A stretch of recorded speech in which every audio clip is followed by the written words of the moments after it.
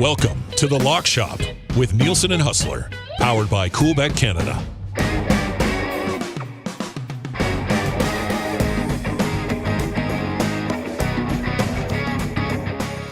Happy Tuesday, everybody, and welcome back inside The Lock Shop with Nielsen and Huss. We got a full slate, not a full slate, but 10 games in the National Hockey League tonight that we're going to take a look at, and I guess we have to break down that college football game last night. I was in and out of it. Once I saw what was happening in that game, I had a few other things I had to do with the family. But Huss, that was not a great look for that college football playoff committee, was it? It was an even worse look for anyone that took TCU plus 13 and a half. Hand up on that. I mean, the most hilarious thing is Georgia basically hit the over on their own. That was just an absolute circus. I mean, and I'll be honest, I turned it on. I didn't realize it started as early as it did. It's an earlier game, yeah. The first thing that I saw was Duggan going in for the rushing touchdown, which, of course, Patty called on the show yesterday. I'm like, okay, 10-7. We got a game. We got a bunch of early points. This is good for the over. And then it was an absolute massacre from there on in. Listen, blame the Michigan Wolverines for losing to TCU, I guess. I mean, we can say they didn't belong to be there, but I mean, they beat the number 2 team to get into the game. The 4-team playoff was supposed to avoid what happened last night. Maybe Georgia's that much better than everybody else. Sometimes I think they should just have an SEC tournament and then everybody else, because it just seems like whoever is the beast of the SEC is going to roll, with the exception of Clemson those couple years when they had Trevor Lawrence. It didn't keep me into it too much. Although when the over hit, I did get a chance to fire up FIFA 23 and spent 1 hour trying to score a chip shot goal to complete what I needed to buy an Alphonso Davies for my ultimate team. So it took you an hour? Is that in like not in the game or in like the training modes? In like the training mode. It's like a thing where they give you a challenge, and I went through all of them, and I'd never really done this chip shot goal before, and I must have tried it. I don't even want to say how many times. After about 45 minutes, I was getting so angry. I just had to go for a 5-minute walk, compose myself, and then I came back and got it done. But it was a good thing. You was taking the over on number of attempts that I would need to make the chip shot goal in FIFA to get what I needed to do. But Alphonso Davies is on the squad right now. And, it was a pretty slight night. One thing that I wasn't doing was watching the Oiler-King game after the first little bit. Props to you, though. Man, what a pick yesterday. You laid it out why over 1.5 power play goals was the selection. Kevin Fiala did it in the first 10, 11 minutes of the hockey game. And that's an ugly line for the Oilers PK last night. 4 power play goals against. Yeah, 4 and 7. 4 on 7. And then their power play went 0 for 6 last night. So the one thing I said yesterday, I said both these teams draw penalties. And there was 13 power plays in that hockey game last night. So there was a really good chance that the over 1.5 was going to hit. I would have loved to have got odds on one guy doing it by himself before the end of the first period. That would have been absolutely remarkable. But yeah, interesting times for the Edmonton Oilers right now. And to be honest with you, I think my favorite bet for them moving forward is probably that over 1.5 power play goals, because their penalty kills 27th. And their power plays usually lights out. So watch for that moving forward. That Oilers, what they get, the Ducks. I'll definitely take it against the Ducks, because the Oilers could do it by themselves against the Ducks, and then get the Sharks and the Golden Knights on what some people are saying a season-defining road trip here in Edmonton.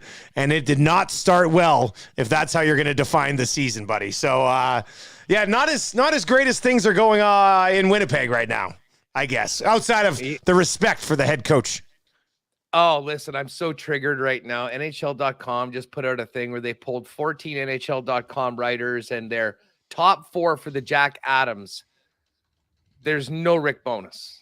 And Bones, I get Jim Montgomery at this point with the way Boston's played so far is getting a lot of love. And, he does deserve it. Hopefully they'll lose a few games. But the job that Rick Bowness has done has been an all-time coaching job. I mean, not just this year. What the turnaround in this team, we use, this team's done a big 180 before. This literally has been a 180.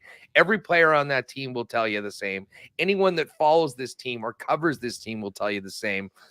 But it's same old story. Sometimes things take a couple other months for people to pay attention in other markets. This is the key. There's still a half a season left. And all of you lock shoppers that are riding with those Bones Jack Adams props, don't worry. I will be banging the drum. Other people will be banging the drum. And I'll tell you what, if they keep winning hockey games the way they are right now, as the hottest team in the NHL, other people will finally take notice. Speaking of Bones and that prop, maybe the most important thing around getting him to the All-Star game from a betting standpoint is having people realize what the hell is going on in Winnipeg. And if the Jets can win this game tonight against Detroit, Bones will be booked. The Jets will have the best winning percentage in the Central Division.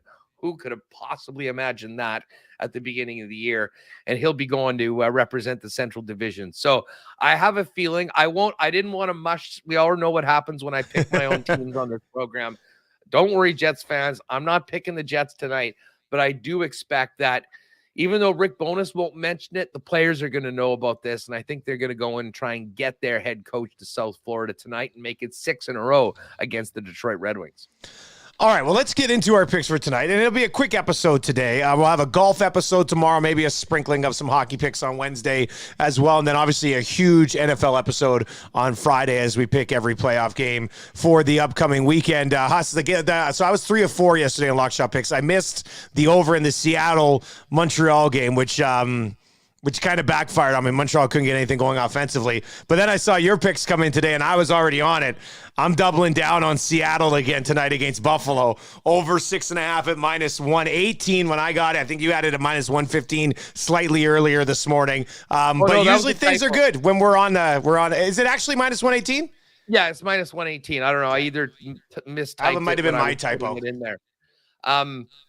But yeah, listen, Buffalo got shut out last night. That was another terrible pick from you. Yeah. I didn't start hot when heck? I came into the thing. And against Philly, of all teams.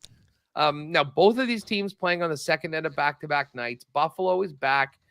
I actually like the Sabres to win this game, but we'll stay away from the money line and just go on the total. I mean, both of these teams score and score and score. And I think Buffalo having a power outage against the Philadelphia Flyers only makes them more likely to go out and light it up tonight. And you would have to think, we don't have confirmation yet because of the lack of morning skates, but Martin Jones has really been the guy all season long for the Kraken.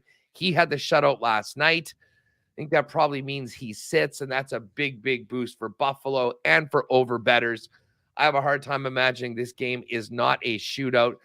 May have to check some adjusted lines. I could see this being over 8.5. Over 9.5 tonight, but the line right now is 6.5. I thought it might be 7, to be honest with you, but maybe the 2 shutouts last night involving both of these teams kept it down.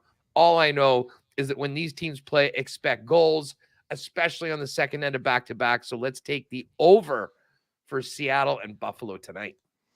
And then the other game that I'm on, I've got Pittsburgh in regulation tonight against the Vancouver Canucks. I did not realize how much the Penguins had been struggling up until a win that they just managed to pick up. I mean, I guess a lot of this was when I was overseas and not really paying attention to even the Oilers, let alone what was happening in the rest of the National Hockey League. But the Penguins just got back into the win column and had to come against Arizona with a 4-1 win.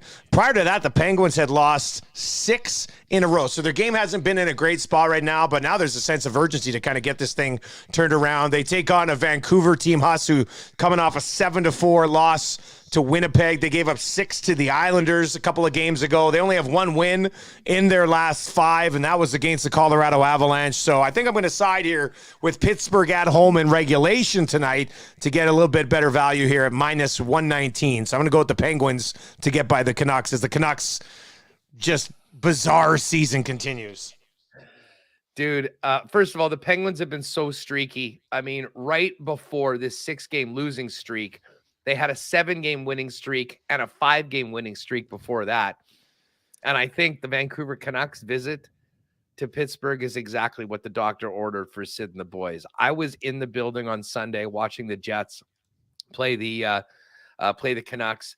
The Jets coming off an awesome win Friday night against the Tampa Bay Lightning. And that game felt like a playoff game. The game Sunday afternoon felt like a combination between a preseason game and a pond hockey game. There was, and to the Jets' credit, they sort of got sucked into that game with Vancouver with no structure, whatever, goals everywhere in the first two periods, and then locked it down in the third.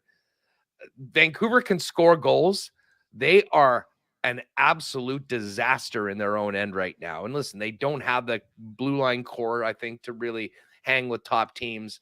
So they could be exactly what the Pittsburgh Penguins were looking for tonight. I got a couple of other picks this evening, and we're going to start off with the Minnesota Wild on the road. I always like to have at least one plus money pick, especially when we're putting a 3-gamer together. And I'm going Wild into Madison Square Garden to take on the Rangers. The Ryan Reeves revenge game. Do we have a prop on a Ryan Reeves goal tonight against his own team? I don't know if I'll be that bold. But listen, the Wild have lost their last couple games.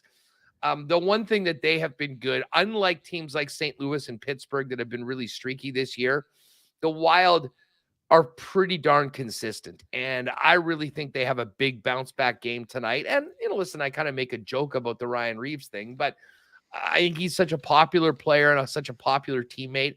I think considering the situation Minnesota is in, along with that return, I wouldn't at all be surprised if Minnesota really does come out and have a strong game. And listen, Minnesota is a great club too. So, I mean, even without all these other intangibles, I'd give them a good chance to beat the Rangers. Reeves to score tonight, plus 500. I just looked that up for you. Plus 500. So, there you go. 5-1. Maybe a slight sprinkle on that. And then the other game is the Avalanche at home to the Florida Panthers.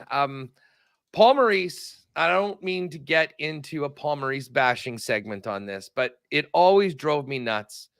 Paul Maurice was always talking about travel and the time zones, and it was almost like these self-fulfilling prophecies.